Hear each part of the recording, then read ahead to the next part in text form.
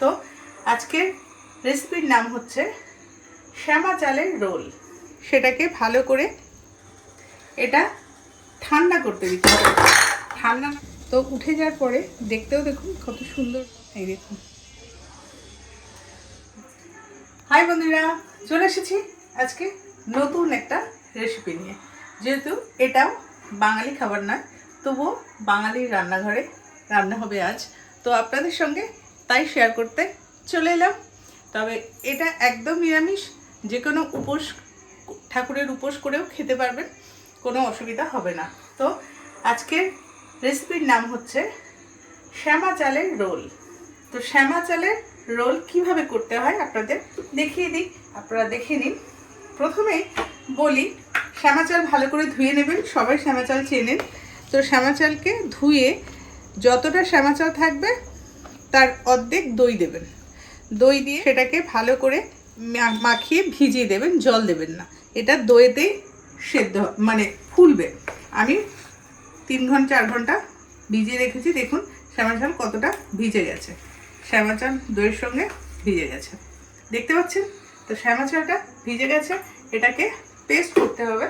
আর তার সঙ্গে সাবু যে পরিমাণে শ্যামা চাল দেবেন তার অর্ধেকের কম সাবু ভেজাবেন।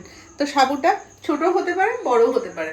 এ দেখুন সাবুটা আমি ভিজিয়ে দিয়েছি, একদম শুকিয়ে গেছে। দেখুন একদম সেদ্ধ হয়ে গেছে, একদম গলে গেছে। এরকম গলে যাবে। তো গলে যাবে। তো এই সাবুটা আর শ্যামা চালের এটা দুটোকে পেস্ট করতে হবে। আমি পেস্ট করবেন যখন, তখন একটু খেয়াল রাখবেন। তো আপনাদের দেখিয়ে দিই।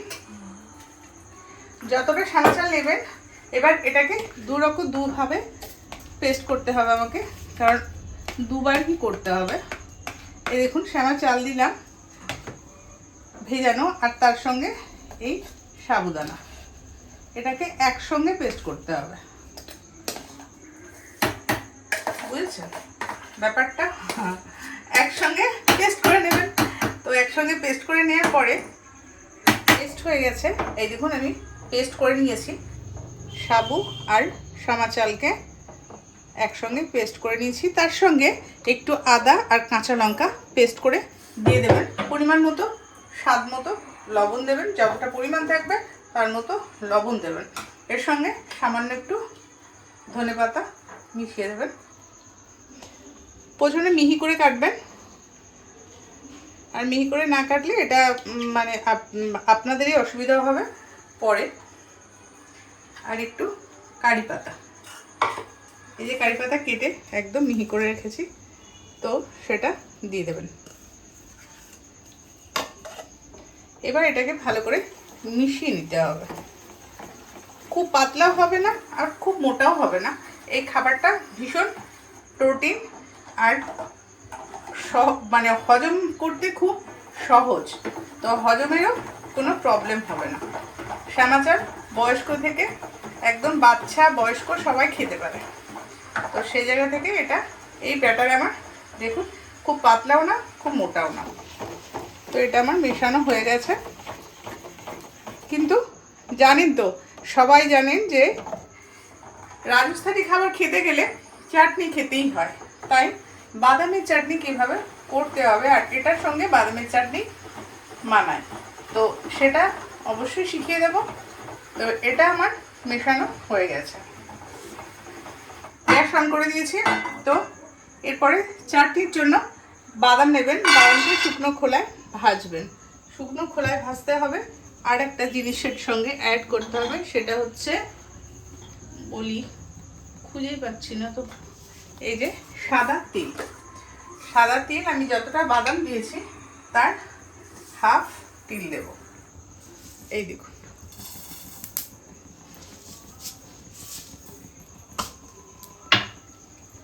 এটা আস্তে আস্তে শুকনো করে ভাজতে হবে। অল্প আঁচে করবেন, সবসময় অল্প আঁচে করবেন। এটা যদি নাড়াচাড়া না করে ভাজেন তাহলে টেস্ট হবে না। এটা একটু ভাজা ভাজা হয়ে যাবে, এই বাদামের মুখগুলো খুলে যাবে, তিলও ভাজা ভাজা হয়ে যাবে এবং তিলের এই ভাজা গন্ধটা চাটনিতে খুব ভালো লাগবে। আপনাদের কিনে আনেন যে ভাজা বাদাম কিনতে পাওয়া যায়, সেটাতেও হবে, সেটাও আপনারা ভেজে নিতে পারবেন, এমনি ডাইরেক্ট করতে পারবেন। আমি এটাকে বাড়িতেই বানাচ্ছি সেহেতু বাদামে কাঁচা বাদামই ভাজছি। দেখুন বাদাম ভাজা হয়ে গেছে আর তিলও ভাজা হয়ে গেছে। তিলটা একটু কমই ভাজবেন। তো বাদাম ভাজা হয়ে গেছে দেখতেই পাচ্ছেন। তো গ্যাস বন্ধ করে দিলাম, এই গরমেই থাকবে। আবার একটু পরে ঠান্ডা হলে এটাকে পেস্ট করে নেব। তো ঠান্ডা হোক, তারপরে হবে। এটা ঠান্ডা হতে হতে আমি আপনাদের দেখিয়ে দিই। এই যে আমি ব্যাটারটা তৈরি করে রেখেছি, এই ব্যাটারটাকে আমাকে কিভাবে তৈরি করতে হবে। এবারে এই ব্যাটারটা কিভাবে করবেন। বাঙালি রান্নাঘরে প্রচুর প্রচুর ঝামেলা হয় একটু খাবার এদিক ওদিক করলে, কিন্তু কিছু করার নেই। এই দেখুন, খেতে বানাতে সবটাই যখন ভালো লাগবে তখন তো করতেই হবে যেমন করে হোক। তো আমিও তাই করে বন্ধুদের সঙ্গে শেয়ার করছি। এই থালাগুলোতে ঘি লাগিয়ে দেবেন। তো এখানে জল বসিয়ে দিয়েছি আর এই ঘি লাগানো থালার মধ্যে এই ব্যাটারটা দিয়ে দেব। ছোট থালা,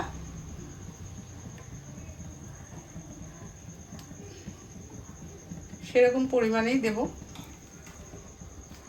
দেখুন নিজে নিজেই একদম বসে যাবে, আর একটু দিলে ভালো হয়। এই দেখুন গোল একদম। এটা এবার এখানে দিয়ে দেব। এবার ঢাকা দিতে হবে। এবার ঢাকা দিয়ে দিলাম। এটা 2-3 মিনিট হোক। তার সঙ্গে সঙ্গে এটা আমি একটু রেডি করে নিই, তাহলে তাড়াতাড়ি হয়ে যাবে। তবে খেতে ভীষণ টেস্টি, আর যে কোনো উপসে খেতে পারবেন, বাড়িতে নিরামিষের দিনও খেতে পারবেন, কোনো অসুবিধা হবে না। যেহেতু রাজস্থানি খাবার যখন বাংলায় খাবেন তখন তো একটু কষ্ট করতেই হবে, সেটা সবাই জানে।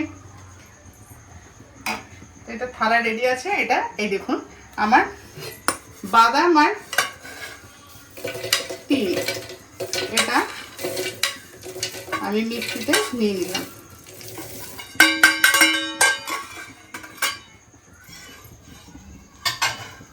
এটার সঙ্গে দিতে হবে আদা। যেহেতু এটা আমার পেস্ট করা আদা, তবুও আমাকে পেস্ট করতে হবে, কারণ যেহেতু এটা চাটনি সেহেতু করতে হবে। লবণ,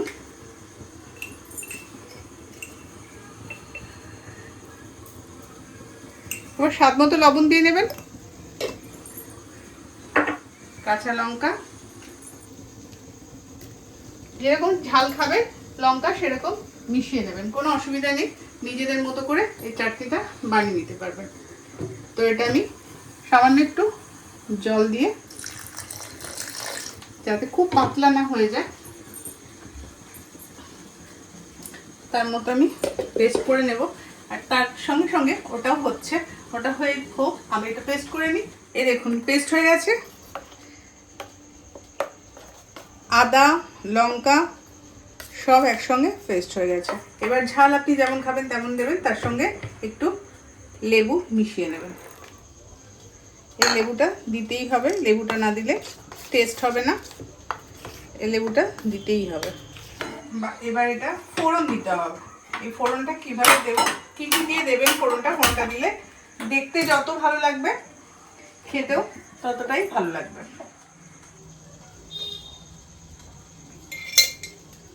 ঘি দিলাম, ঘি গরম হয়ে গেছে। এই দেখুন ঘিটা আমার গরম হয়েছে।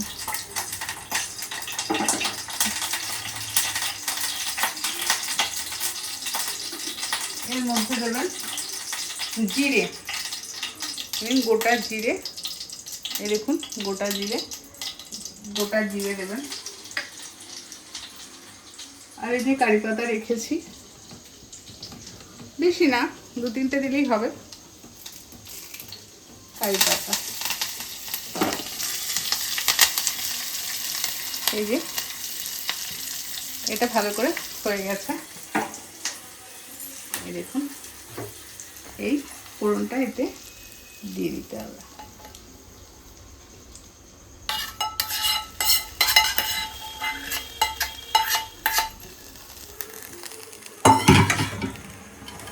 এটা দেখতেও সুন্দর লাগবে, খেতেও খুব ভালো লাগবে। এই দেখুন, এটা রেডি। চাটনি শিখিয়ে দিলাম, বাড়িতে অবশ্যই করে খাবেন। আর আমার রেসিপি যদি ভালো লেগে থাকে অবশ্যই লাইক শেয়ার কমেন্ট করতে ভুলবেন না। আমার এবার একটা চ্যানেল আছে, সেই চ্যানেলে সাবস্ক্রাইব করতে ভুলবেন না। তো এবার ঢাকনা খুলে দেখি কি অবস্থায় আছে, আদৌ খেতে পারবো কি পারবো না দেখতে হবে না। খুব সুন্দর হয়েছে দেখুন, খুব সাবধান, হাতে যেন ছাঁকা না লেগে যায়। দেখুন চকচক করছে একদম। এটা ঠান্ডা করতে দিতে হবে, ঠান্ডা হলে হবে না। দেখছেন তো গরমে ছাঁকা নিজে খেয়ে যাচ্ছে।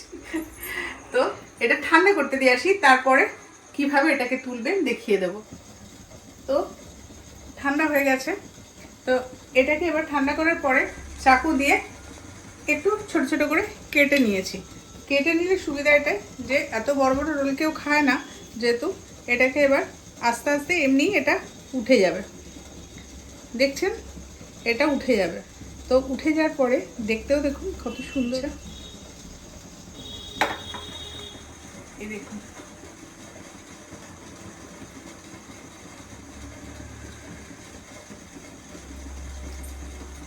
এই আমার কমপ্লিট হলো রোলের মানে থালা। এই মাত্র আমি শেষ করলাম। এই দেখুন জল নিয়ে। তো এই রোল আর এই চাটনি একদম পারফেক্ট। চাটনিটা টেস্ট হয়েছে একদম, দেখে তো বুঝতেই পারছেন যে আপনারা দোকানেও এরকম কিনে খান। তো বাড়িতে যেভাবে দেখালাম সেভাবে বাড়িতে বানিয়ে খাবেন, অবশ্যই বুঝতে পারবেন যে টেস্ট কেমন। যে বসে বসে রোল করছিলাম, তবে দেখেছেন এই দেখুন কি সুন্দর রোল হয়েছে। এই দেখুন ভালো করে দেখে নিন। এইভাবে রোল করে আপনারা খেতেই পারেন। নিরামিষের দিন, উপোসের দিন কোনো অসুবিধা হবে না। পেট খারাপ করা বা হজম না হওয়া, কোনো অ্যাসিডিটির কোনো রকম কোনো সমস্যা হবে না। এটা বানিয়ে অবশ্যই করে খেয়ে দেখবেন। খুব সুন্দর রাজস্থানি খাবার, আর এই খাবারটা সত্যিই খেতে খুব সুন্দর। আমার বাড়ির মানুষও সবাই মানে খেয়ে বলেছে খুব সুন্দর। আপনাদেরও বলছি করে খাবেন, খুব খুব ভালো এবং প্রোটিন জাতীয় খাবার। কারণ চাটনিটা প্রচুর বাদাম আছে, তো এখানে ভিটামিন প্রোটিন সবই আছে। তো করে খাবেন। আর আমার ভিডিও যদি ভালো লেগে থাকে অবশ্যই লাইক শেয়ার কমেন্ট করতে ভুলবেন না। আর আমি এরকম নতুন নতুন রেসিপি নিয়ে আসি। বলেছি যে বাইরের দেশের খাবার বাঙালির রান্নাঘরে কিভাবে খাওয়া যাবে সেটা আপনাদের কাছে দেওয়ার চেষ্টা করি। অবশ্যই সেটা করে খাবেন, দেখবেন কোনো ঝামেলা নেই, খুব সহজ, খুব ইজি এই ব্যাপারটা।